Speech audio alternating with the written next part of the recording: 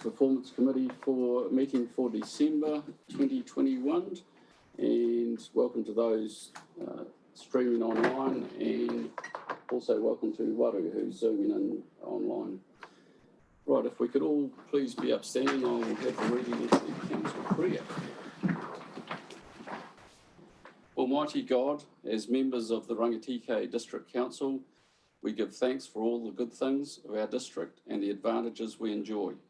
We pray that you will give us wisdom and guidance as we conduct the affairs of this meeting.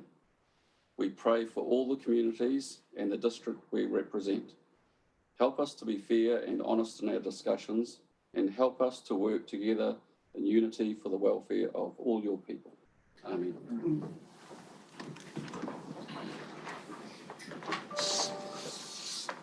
Okay, right. Apologies, I haven't received any apologies. I think we're all in attendance today, so we'll move on. I have not been notified of any public forum. Item 4 on the agenda, conflict of interest declarations. Does any committee member have any conflict that they'd like to declare now? Otherwise, if we are discussing any item, just please raise it at that time. Confirmation of order of business will be as recorded in the agenda. And we will move on to confirmation of the minutes of the previous meeting, which start on page 6 of the order paper. I'll just go through each page, and then if there are any amendments required, just notify me at the time. So page 6, 7, 8, 9, 10, 11, 12, 13, and 14. If there are no amendments required, could I have someone move that they are a true and correct record? Thank you. Your worship. Moved and seconded by Councillor Carter. All those in favour? Aye. Against? Carried. Thank you.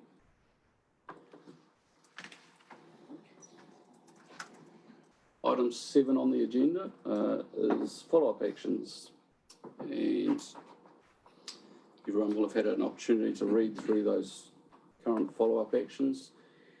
Do staff want to provide any comment to any that are there before taking questions? No, you're happy to take them as read. Are there any questions of those follow-up items? The ones that have been answered at the top of the list there provide enough response. Councillor Carter, I see you had an initial request. That one's been closed now. You're happy with that? And Councillor Gordon, there's an answer there in regards with some progress in regards to evaluations. All right, if there are no questions of those follow-up items, could I have someone move that they be received? Thank you, Councillor Duncan. Seconded, Councillor Carter. All those in favour? Against? Carried. Thank you. Okay, moving on to the Chair's report, which is in the order paper there. We've had an opportunity to read through that. As I've noted at the start of my Chair's report, we've got a fairly light agenda today. However, there are some things that we need to certainly keep an eye on, and that will be the capital budget spend. It's certainly sitting at a fairly low level at the moment, and I know projects are well and truly underway, but just ensuring that we are continuing on with the drive of delivering those capital spends to ensure we're delivering on what we're promising within the LTP, and that's the reason for having that comment in there. And the last item in regards with the grant funding that we deliberate over, so the Community Initiatives Grant and the Event Sponsorship Scheme. We have had a question about some grant funding that has been allocated, and the applicant has asked whether they can retain that funding and then deliver the project or event at a later date. with potentially a different model. Now, my personal view, as I've stated in the report there, is that that funding should be returned to council and a new application made, because we don't know what the format of the new project, new initiative or new event will be. But I was really putting that in there to get a guidance and view from the committee members to ensure that that's the stance. Questions? Councillor Wilson. Thank you, Councillor Belsham. So my view on that is very much the same as yours.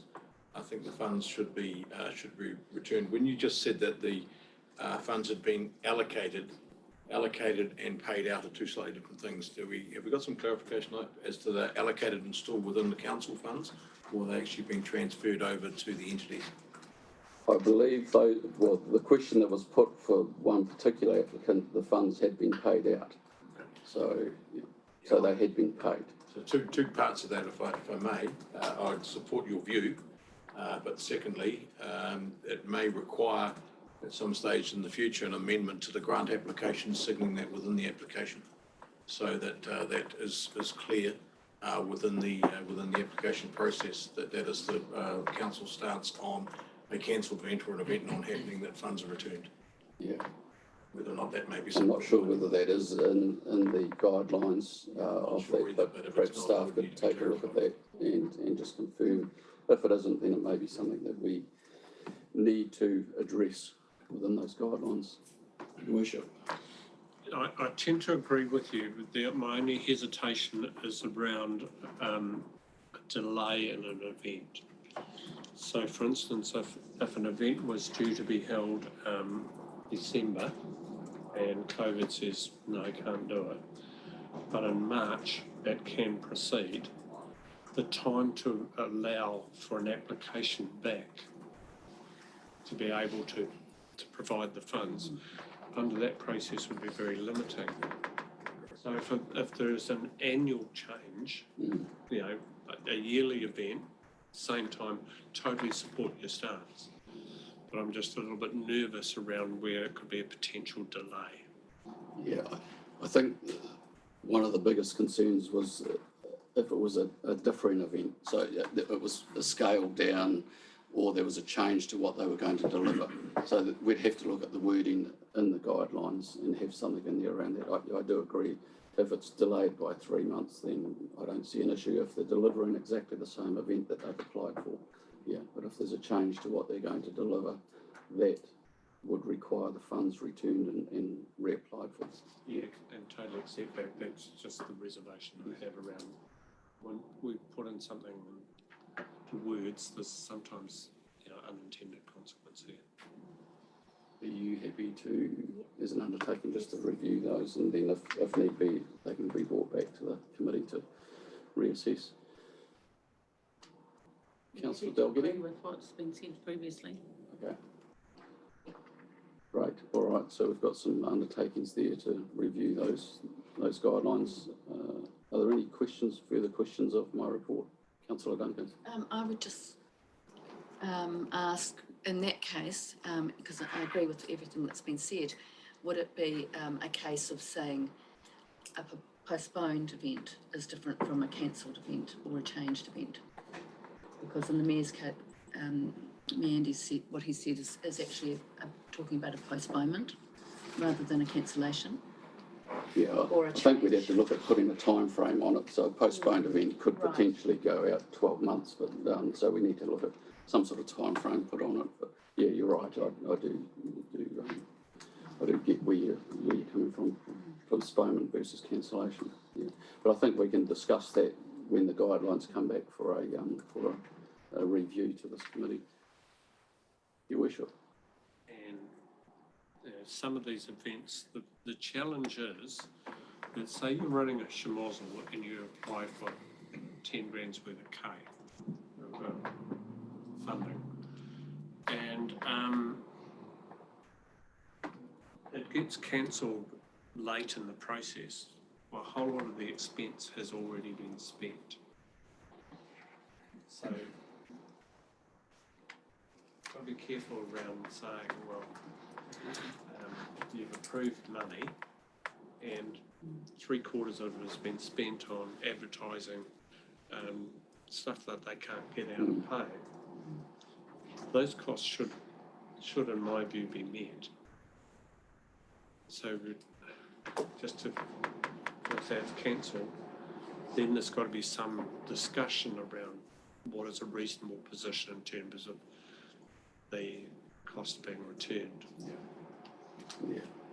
Yeah, we could deal with that assessment too when we review how we word it, and again, they're guidelines. They won't be strict rules, as we've so then it gives us a little bit of leeway to assess each application on its own merit. You know, if there is money spent and it's legitimate and they can prove that, and you know, I guess as a council, as a committee, we would assess that their situation at that time. Would council consider, and we're talking almost an operational level here, would council consider delegating that discussion back to staff? Yeah, well, So, for instance, we have a similar process with MOUs around trusts, and there's a negotiation. We set the funding, but then there's negotiation within that MOU around what they're actually running and not running, and the changes there. So I see some. I'm not sure that council wants to get totally bogged down in low-level discussion on this one. that's fine, and I think when this is brought back, we can work around those discussions. But yeah, certainly, if we've set some parameters around it, then staff can certainly deal with the outcomes. I was just going to say that I think the guidelines will just make mention of events that are cancelled or postponed, and that's what will come back to this committee. It will be around the guidance and those. So we'll look to include that and bring that back, probably not till about February though. Yeah. Councillor Hero. Just my comment into that corridor was that when it gets put onto the agenda for us to talk about, that opens the door for us to, as councillors, to be able to input. Yes. So, yeah, that's right. So we can have that discussion at that time. Yeah. Definitely. Yeah. And so the other thing that I wanted to say is in regards to the, it's just had been thinking about the cancellation, and I know it's getting down into the weeds of stuff, but I thought, well, if money's already been spent, what happens when it comes around again? Because if it's been cancelled for 6 months and they need to do it again, then it's going to come up again where they may need more money for advertising that had already been spent. So those are just all another lot of things to be thinking about for our operations team. Seems it's getting past everything. Yeah, but it will return for us to have some input into. So thank you. Okay, any further questions of my report? If there's none, I will move that my report be received. Could I have a seconder, please? Councillor Gordon, all those in favour? Against? Carried. Thank you. Okay, moving on to reports for information, and we have the financial snapshot. And Dave, are you taking us through this? Or? Yes, I will. Thank you. Thank you. Thank you very much. I'll take the report largely as read, just highlight the fact that the whole of council activity performance report on page 20 shows a rather pleasing or satisfying snapshot. There are some variances in there which are largely timing differences as explained. But I would just like to highlight one thing that's not included in this report. It's going to have a bigger impact on next financial year than this financial year. And that is, in the last week since I wrote this report, we've been receiving insurance invoices. And the insurance year runs from November through to October. And what we're seeing is a large increase in the premiums we're being asked to pay. Main reason for that isn't because the rates have gone up. It's because we've been able to provide more up-to-date and accurate asset schedules with increased values, and that's resulted in a big increase in premiums, a 30% increase in premiums basically. Now this is the starting point. We have to go through the invoices to make sure that what they're invoicing us for is appropriate. For example, like the recent amendments we made to the insurance program, I still haven't had time to check that they're included in the premiums yet. Now, this financial year, what we will be showing in our accounts is 5 months of the old premiums, and the new premiums were being charged only 7 months going to this year, because the insurance year is November through to October. So whilst there's a big increase, I do think I can reduce that by making sure that they are invoicing us for the appropriate amounts. But next financial year, there'll be 12 months of these new premium rates, and they probably will be higher than what's in the long-term plan. So just putting it out there so we're all aware. And sorry, Councillor, if I've just finished. One of the invoices is for material damage, and that exceeds the CEO's delegation. So we'll probably ask Council to approve that next Thursday. All right, thank you. So you're happy with that? To take questions of the report? Sure, yeah. Okay. Could I just add to that, from, in terms of Dave signalling the sort of the operational headwinds that we'll be facing, another one which will be discussed more fully at council this afternoon and next week's council meeting. I have made the decision that we'll have our public facilities will have security guards starting. Can I say that now? 70. Just on the We're in an open meeting. Yep, but yeah, 22nd. yep. From the 22nd of December, and that will have an operational cost on the business in excess of $100,000 for 3 months. So I wanted to bring it to the attention of this committee from an operational headwind approach. Yeah. All right. Thank you. Okay, thanks for that explanation, Peter. I'll take questions now. Start with Councillor Wilson. Thank you, Chair, and thank you, Mr. Beggs, for that explanation of an action that you were going to take. But coming back to the previous discussion around the insurance, whilst it appears as though it's come out a little bit out of the blue that these increases have happened so much, a part of our discussion in earlier agenda items that we made had been passed by this committee was savings in the insurance space. Now, it appears to me from what you've just said is that those savings are no longer going to apply, yet those savings have been indicated in our long-term plan to have an effect on our budgets going forward. So how do we, or where do we expect to find those savings? Because we indicated that those were savings that could be achieved, and we made motions and voted accordingly. Yeah. Yes. So the two amendments to the insurance program that were approved was removing the material damage additional cover and increasing the deductibles on material damage. So I haven't had a chance yet to go back to the insurance, to go through the invoices to see whether they're pre or post the amendments. I've notified the insurers, but I'm not sure whether they're included in the premiums they've charged us yet. So the savings will be achieved. I just don't know whether they've been applied before these invoices or they're yet to be applied. I think we can have an update once you've actually verified some of those things to give us a bit more of a heads up. I think from memory there was identified 2 lots of $15,000 once the $30,000 have been reduced down on the vehicle insurance from memory.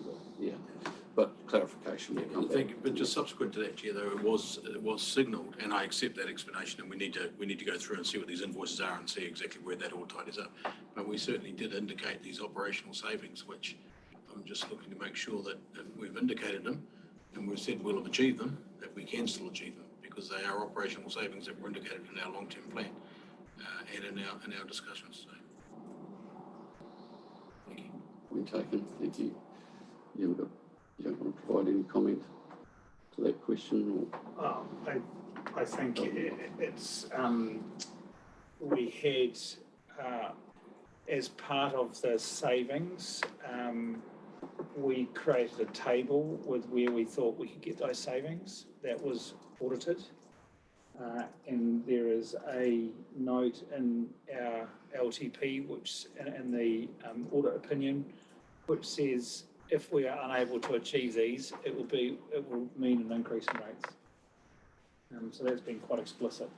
Our job is to deliver on those operational savings where we can. And what we're signalling now is that there are things that we didn't know at the time of the LTP, which are going to have a negative impact on our operational costs. And it's our duty to bring that to your attention. Thank you. Thanks, Peter. Your Worship, you got a question? Yeah, just page 21, internal charges and recoveries. It's quite a significant change. And I take on board, this is effectively looking at the costs of running council and a distribution back to each department. In this case, it shows quite a significant change within the business units. And I would gather from your comments in here around this is a reallocation, so which all but cancel out because they're going to different departments. Is that have I understood this correctly? Yeah, so that's correct. The whole of council shows that there's a zero. So page 20 shows that across all units that it cancels out, but the actual allocation isn't in sync with the budget allocation. So is that a timing? No, it's just the way the budgets have been allocated compared to how the actual internal charges are being reallocated. So at year end, we expect it to be back at zero variance? For all of council, yes, but some units will have a variance. Okay. Does that answer your question? Yeah, I just wanted to make sure that I was understanding it correctly. Any further questions of the report? Councillor Gordon. Yeah, page 20, in our grand total figures at the bottom, I'm just, like His Worship, wanting to clarify to make sure I've got it exactly right. The third column, year-to-date variance November, our variance is 2.4 million, and our year-to-date budget was 5.8. So that, and they're both in brackets. So that means that we're actually ahead of where we thought we were going to be. We thought we were going to be behind the 8 ball by 5.8 million, and we're actually behind it by 2.4. Is that what we're saying there? The other way around. Yeah. I'll wait for Dave to explain, but how I read it, we have a subsidies and grants that we haven't received yet, which have been budgeted for. So that actually puts it in a deficit currently until those subsidies are received, and that's predominantly around the roading area. Yeah, that's how I read it, but sorry, I asked for... No, that's perfectly correct, yeah. It's, the first light blue line under revenue, subsidies and grants, year-to-date actual was 4 mil, the budget was 9. Yep. So yeah, we're 5 mil behind there. Okay. And then other expenses, we're 2 mil under budget, mainly because of roading again, which means overall we're 2.5 mil less. 2.5 more behind the 8 ball than we... Well, behind the 8 ball, yeah, you can see, yeah, and net income is 2.5 million less. Yep. And our budgeted for the year end, we're basically looking at making a 7.2 mil loss, or unbudgeted. No, that last... budgeted. No, revised current years, that's actually the revised budget. So yeah, that's because we just changed the budgets. That last column isn't a forecast prediction of where we're going to end up. That is the actual budget. Okay. Oh, so yeah, the budget is that we will be 7 mil cash. It's not cash because there's depreciation in there and it's before capex. So our accounting surplus will be a 7 mil surplus, yeah. Oh, right, okay. That's not cash. Okay. Thank you. Further questions? Worship. Are you happy to accept questions on roading and footpaths and things? Yes, yeah, we'll take the report, questions across the report, yeah. So if you go to roading, for instance, and you look at the revenue stream that comes in of 10.5 million, through to November, and the expenses totaling nearly 8 million. Included in that, there's depreciation, internal charges, recovery, finance costs, etc. There's other expenses actually including, that's the money literally we have spent on roads, and includes construction, but it also includes the cost of literally what is a contract with shared services to deliver. So do we ever separate out the cost of that contract delivery as against the contractor that we literally pay out for the construction? How's that worked? I'll refer to Mr. Toombs for an answer there. I'm presuming sitting in behind this is a whole lot more detail, where this is an overview to give the big picture view of roading and footpaths, but in behind that would sit a whole lot more detail. And we used to receive that detail, which really got into the nitty gritty and provided more questions than answers. But perhaps, Arno, you may have a response. Thank you, Mr. Chairman. Yeah, that's correct. So at the back of that, there is obviously a long list of GL codes for different things. Generally, what happens is the staff time that we pay MDC is in a separate GL codes called MDC staff time. Also, with the maintenance contract, there's certain maintenance work that is agreed on as the maintenance contract, but they also do some other projects and other bits and pieces under that. So all that's broken up into those different roading GL codes according to the NZTA requirements or Wakakotai requirements. So there's a lot of detail behind that rolled up number.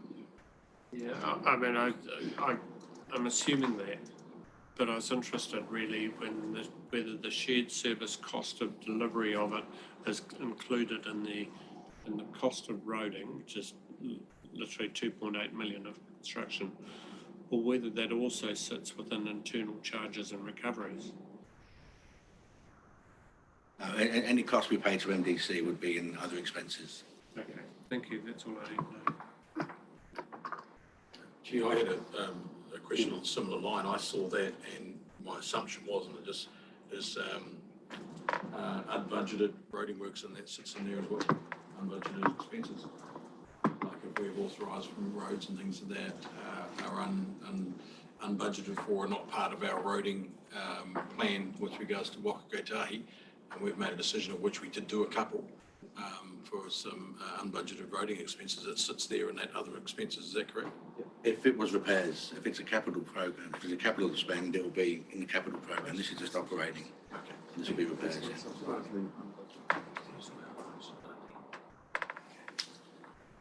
Okay, any further questions to the report? Okay, all right. Can I have someone move that the report be received? Councillor Wilson, seconded. Councillor Hero, all those in favour?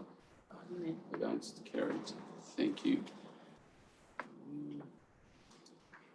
Okay, 9.2, the QV monthly report, which is attached to the order paper there. Do we have a staff member to take us through that? Mr. Toombs, are you taking us through? Danny? Morning, everyone. There's not much really in that report to highlight, so I'll just take it as read. And Happy to sit at the table here if you like, in case there's any questions, but so, maybe none, and you may have to get straight back up again. But I want you to feel comfortable. so it's highlighted in the report. Everything seems to be tracking pretty much the same as last year. There's not really much to highlight on there. So I'll just take any questions if there is any. Any questions of the QV report? Councillor Wilson. Not so much a question, but the quotable quote absolutely relates to me. I just thought I'd share that with you. I think it relates to a lot of us. Yes. Yeah. It's quite good. Well, it's interesting just to see our district still at 22.8% growth for that period, but there is a real flattening or lowering of growth across all the other bigger districts, and whether that's still to hit us. I think it may still be on the horizon. Certainly the slowdown with the impact of financial requirements that banks are now putting on for funding and lending. So, yeah, but we, as far as growth goes, we sit, and the average house price, we sit above Invercargill City, I see. So, there's a slight observation for you. Right, any other questions of the report? No, it's still, certainly worthwhile having on the order paper. I think it really gives us a good overview of where the district's sitting, and especially around the consenting and building consenting and subdivision area as well, where we're sitting in that respect. So thank you for that, Danny. And it's interesting to note that within this sort of period, we've had fairly large purchases of greenfield sites. You know, that sure they won't have purchased those without a plan for subdivision. Yeah. Because they're expensive. So, you know, we had another one literally in the last week or 10 days, and it's likely to be another 100 homes. Certainly growth still predicted for a lot further on in the horizon at the moment. So, okay, could I have someone move that we receive the QV monthly report, please? Councillor Dalgety, seconded Councillor Duncan. All those in favour? Against? Carried. Thank you. Thank you, Danny. Right, item 9.3, happy or not report. And Carol, I'll hand over to you. Okay, excuse the pun, but I'm happy to take questions. I just make the point that last time the blue dots were asked about, and it is a weighted average. And I think if you look at where those dots appear, they show the figure underneath as well as the figure beside it. So it's just a weighted average calculation that's done automatically. You can have that, or you can have another system to show what your average is. So it relates to the index line Index, on that's page the word I was 40. trying to think there. Yeah. And is that also, so on page 41 where you've got the flowing line through that report as well? That's, Shows it there yeah, as it's well. in a bit more detail. Yeah. Okay. Thank you, Carol. We'll take questions of the report. Councillor Wilson. Just seeking a little bit of clarification, and it's probably in there and I've missed it and I apologise, but the number of actual responses appears to be up. Is that correct? So, and I think it's up quite a bit more than what we saw in our last month's report. Is that right? The last one was about 380, so it's about 40 more, 30 something Yeah. more. Okay. Questions, sorry, Your Worship. Te Matapihi, the smell where it relates to toilets, is that probably more likely to be the smell taking out the sinkerator? I've no idea.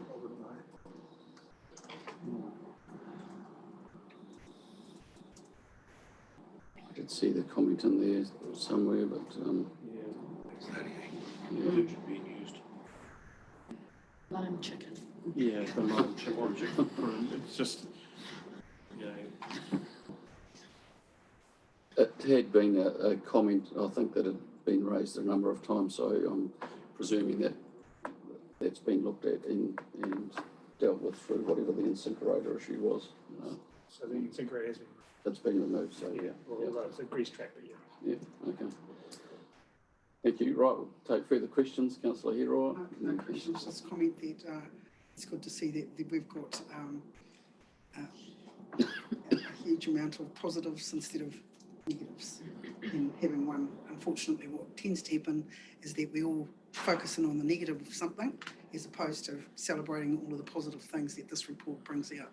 So just mahi to our council for taking the step forward to bring us this type of information and have the ability to actually capture that sort of information. So it's, thank you.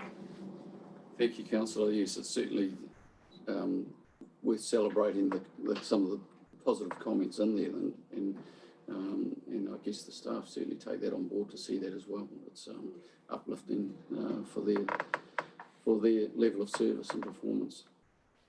Councillor Gordon, you had a question? Yes, I did. And I apologise for dragging us back down into the hole.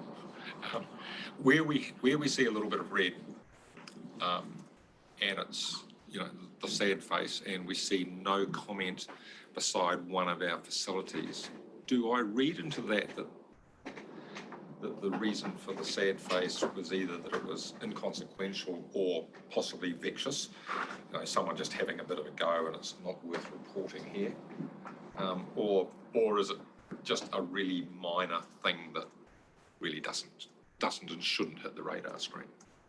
Where do I? I was just going to say that under, through you, Mr. Chair, this is the summary report. Each week we get detailed reports of what's reported in each of those areas, and you can drill down into it because you can see a specific time and date if something has occurred, and the manager can have a conversation with the staff about what that might have been, if they feel that's appropriate. But I think it's important too to see that, you know, those numbers are extremely low. Yes. So while you see a pain points graph on page 42 and you look at that red line, when you realise it's actually just 3 respondents, it puts that in perspective, especially when there's over 400 responses made. Yep. And it could be just that, it could be the person that, you know, didn't like the toilet smell and they've just gone unhappy, Yep. and that could be something completely out of our control as well. But we do have further information that's provided each week if we notice some sort of trend coming through. So it's all dealt with, Yeah. I guess, quite operationally, and I just, I don't want to overemphasise it. I was just sort of clarifying from there. Okay, I'll leave it there. I guess the positive to take out of that, this, and that's the reason for this sort of reporting, is that it's real time and it gives the ability to deal with something and nip it in the bud if it warrants it. So the benefit over this compared to the annual surveys we used to do, where, you know, could have been anything 6 months ago, this makes a huge difference. So it's a real positive out of that. I'll take Councillor. Oh, did you want to follow up with that, or then I'll take Councillor? I guess I'll follow up. You know, when we see that there's 3 respondents and there's something else, it'd be, I suppose, operationally be interesting to know whether they actually should have pushed the button that they did. I mean, was it that they're just feeling a bit grumpy and went, you know, pushed the wrong button, and it really might have been that they weren't, that the issue wasn't as bad as what they made out. You know, could have been one of the other faces. Potentially, yeah. Okay, I'll move on. Councillor Duncan. So just to reiterate again, so these comments that you're getting, if there's something specific, it goes into the RFS system so that staff can respond, or is this completely separate? It is completely separate. So the lime chicken wouldn't have been referred to anything. So how can we encourage, can I ask a further question? Sorry. Yes. How can we encourage people to not just use this, but if they do have a grumpy face, to go to the RFS system? Because the staff aren't getting that, are they? The person is doing that. Staff don't necessarily understand what's going on.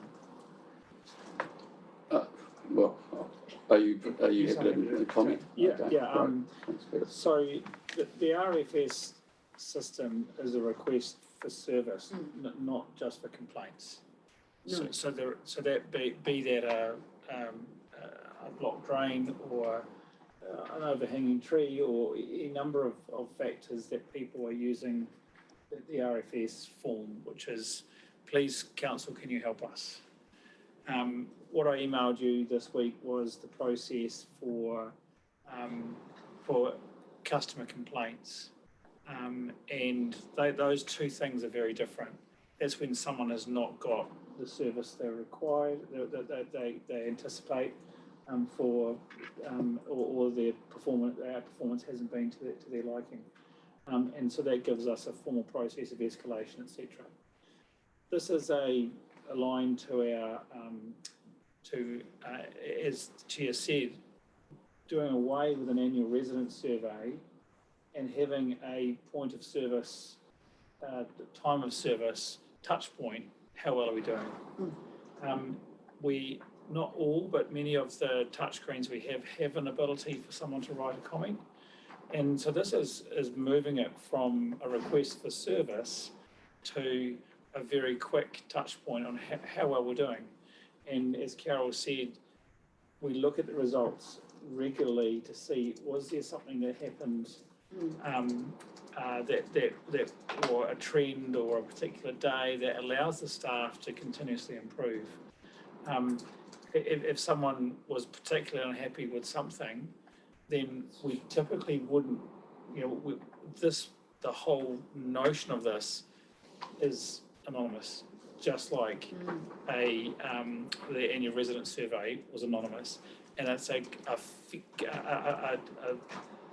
assessment of how well we're doing as part of our performance. Yeah. Would it also act as a tool for staff, though, if there is a concern around toilet smell? Yeah. So they can pull that and say, rightio, well, there's been a complaint, Yes. let's go and investigate. Yeah. So this is a tool that still initiates staff into action. Yeah. Like it's not just a reporting tool and that's it. So it still initiates staff action from some of the comments. Absolutely, and this allows us the trend analysis to look at that. Yeah. That was a continual theme coming every week, because Galen gets these reports, so does Mel. They would start looking at that and say, well, why are we getting so many complaints about one area? Okay. Right. Thank you. Further questions? No. Oh, Councillor Gordon. Given that this mechanism being real and live seems to be having such good impact, are we thinking of extending it to other parts of our overall operation? This is Carol's baby, and I'm tremendously proud of the work she's done, so I'm happy to speak on your behalf, Carol, or... Sure. So if you consider all of the factors that were considered in the annual resident survey, and what we're trying, we have done away with that and are replacing it with point of service. Yeah, this is only one of many, and so this was the first one we've rolled out this year. Early in the new year, we are rolling out QR codes. So you're familiar with the QR code, so that's where you use your phone, and that will be in things like public toilets, playgrounds, etc. So when you go click, you'll go to our website and it will be some very quick questions, how was it kind of thing. And so it's the service that we're giving. And so that will be, and so when you think of all the different services, each one is slightly different. For building consents, that kind of stuff, it's an email. And again, we capture all that data and can look at it in a multi, so you're actually capturing the user of the service at the time they use the service, or very close to the time they use it. Where we've got other things like reputation or that kind of stuff, we're working out how we might do that via the Rangitikei Connect or something like that, or on our website where there's continuous feedback. We only discussed this at ELT yesterday. There are 3 points that we did want to really consider a bit more. One was on roading, and it's interesting, Anna makes the point, we are required to be compliant on technical measures outlined by Waka Kotahi. And so they are very hard, yes or no. And what we're trying to do with this one is remove the emotive kind of language to point more into something that will help us to look at hotspots in the area which we may not know about. For example, should an intersection have a give way sign, and invite questions that lead to that kind of response. Similarly with water, we wouldn't want to do away with water, but we want to phrase things in the questions that are around, we've invested in such and such, for example, Martin water strategy, and but how do you rate the quality of kind of thing. So we want to be able to use this for more really meaningful data that we can learn from as well as allow our residents to have a voice. We do intend to do away with the comparison to other councils.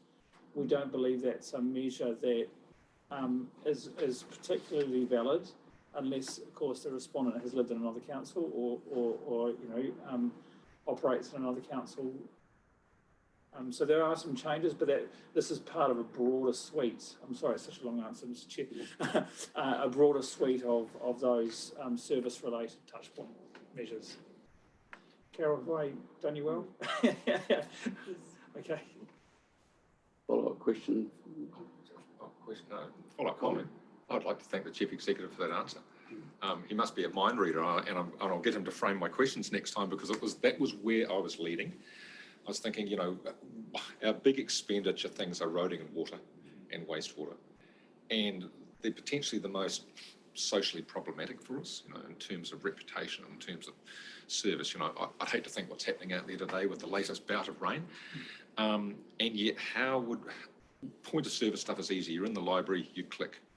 You're at the toilet, you read the QR code, click. You know, when you're driving down some backcountry road in the Ute, how do we do it? I mean, that's all operational stuff, but I see this as an excellent tool, and it may make our RFS stuff almost redundant if we're able to refine it in the right way. I don't know, but I'm really, really happy that you're thinking along those lines. Thank you very much. Thank you for that. All right. Okay. No further questions of the report. If not, I will ask that someone moves that we receive the happy or not report. Thank you, Councillor Duncan, seconded by Councillor Gordon. All those in favour? No. Against? Carried. Thank you. Now we come to the end of our agenda, so I will thank you all for your attendance and input to today, and we'll call the meeting closed at 10:17. Thank you.